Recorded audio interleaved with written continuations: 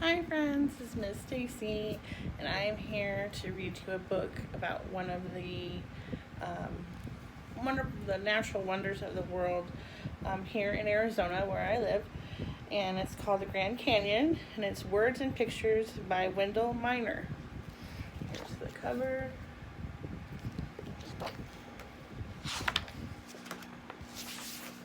Look at this pretty and picture he drew himself. Wendell Miner did. Here's the back cover picture of Wendell Miner. Him drawing the pictures of the book.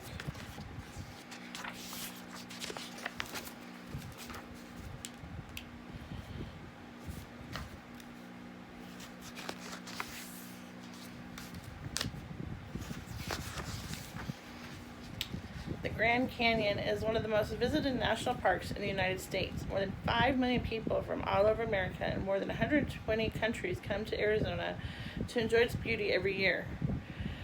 The canyon is 277 miles long, 600 feet to 18 miles wide, and some places more than a mile deep.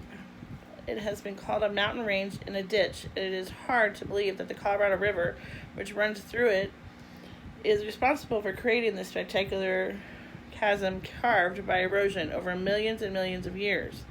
The average visitor spends about 3 to 4 hours in the natural wonder. My first trip to the Grand Canyon lasted 12 days. I wanted to explore and record my impressions of the canyon with on-the-spot sketches, and did the famous artist Thomas Morin.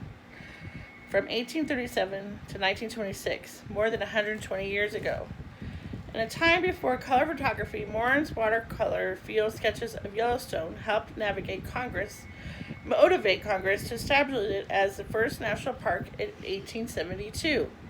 His sketches and large studio paintings of the Grand Canyon did much the same to inspire America to preserve it as the 5th national park in 1919.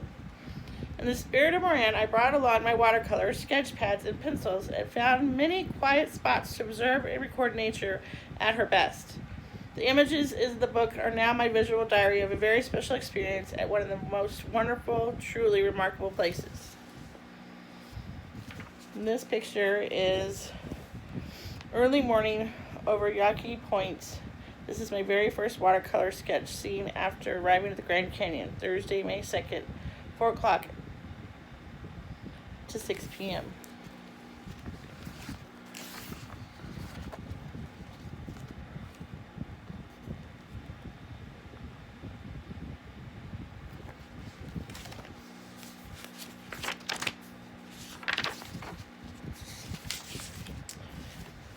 I arrive at Moroni Point just as the first ray of light are peeking over the horizon. I am so taken with the silence and beauty that I just watch in wonderment as the shadows quickly change minute by minute. The sun strikes a wall of Caribbean limestone across from where I stand. I decide to capture the moment with my watercolors. I must work very fast before the light changes too much, or I will not remember the shadow patterns. It is hard to believe that the rocks I am painting are 250 million years old.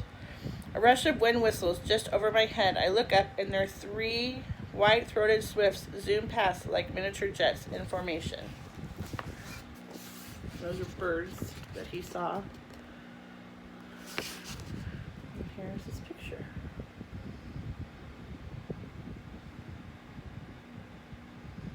Very pretty.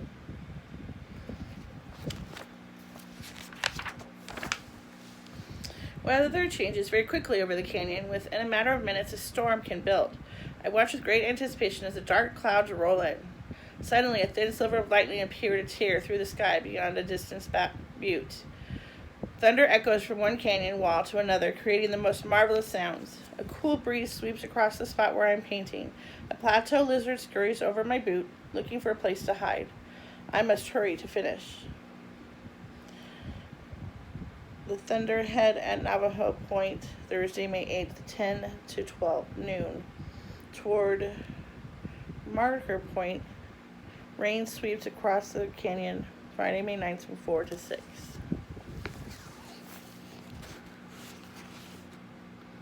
It's almost like it's a diary of words and pictures of his journey across the Grand Canyon. As I paint a butte called the Battleship, I'm facing Powell Memorial, a large stone monument honoring John Wesley Powell in May of 1869. Powell led the first documented expedition of the full length of the canyon by traveling the Colorado River with a crew of 9 men in 4 modern boats.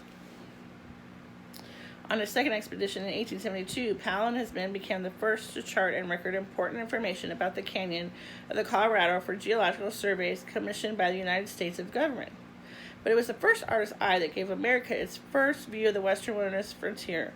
Field sketches and paintings of artist explorers Carl Bodmer, George Catlin, and Thomas Moran spoke to the imagination more clearly than words, and provided a preview of the beauty of the America West to the entire country through reproductions in books, magazines, and print.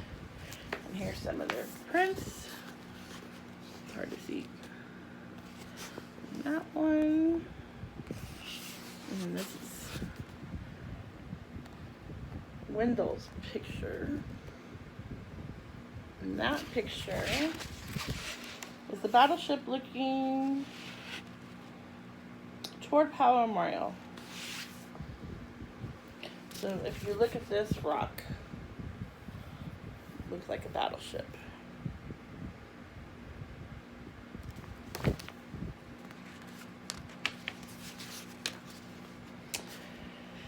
Of the number of wildflowers found along the edge of the canyon, I think Indian paintbrush is my favorite. The brilliant vermilion color demands attention, like the waving of little red flags. It amazes me that so many bright and beautiful flowers bloom in the spring from the tiniest cracks in the rocks and parched ground. When I am painting, a large bee of fly stops by to investigate. He hovers like a small helicopter on the edge of a paint water jar and takes a drink. Picture of the bee drinking the water. Flowers he saw. Very pretty. I have always been fascinated by the basic shapes and forms found in nature, and the Grand Canyon offers an endless feast for the eye. Every butte, plateau, rock, tree, and shrub creates a stunning pattern of color, texture, and design. The canyon is so enormous that I must remind myself not to overlook its simple details. And this is Colorado. I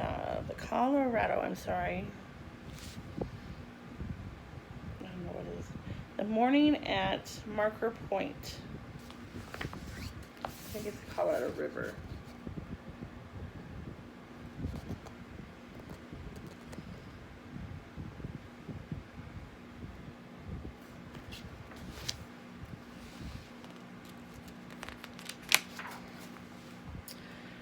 Bright Angel Trail is busy this early morning as hikers and riders in muleback wind their way down the 8-mile trek to the river, almost 4,700 feet below the canyon rim.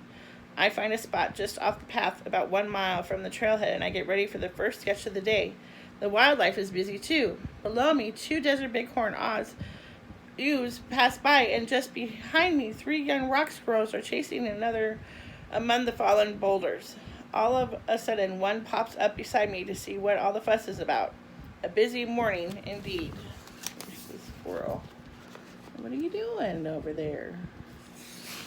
And here, it's a canyon that's people hike down to the river.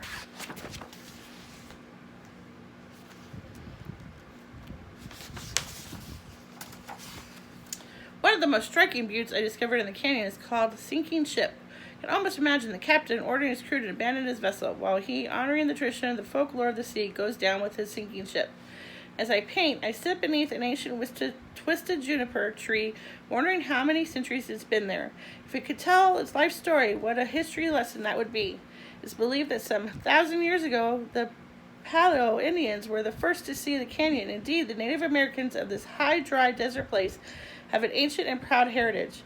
All around me, I sense the presence of the past in its timeless place. Another sketches. Another one. big one.